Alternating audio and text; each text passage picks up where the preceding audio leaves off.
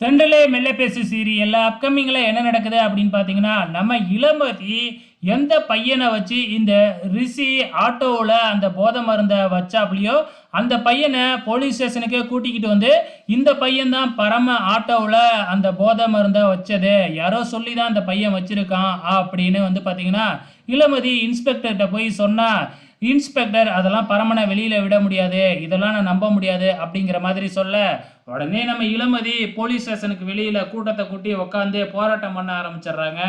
போராட்டம்னாவே தான் மீடியா ஒன்று சேர்ந்துரும்ல.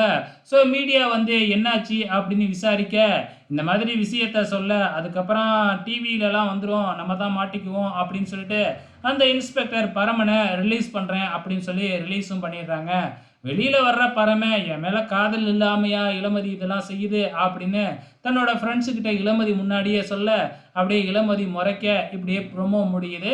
இதுக்கப்புறம் என்னெல்லாம் நடக்க போகுது?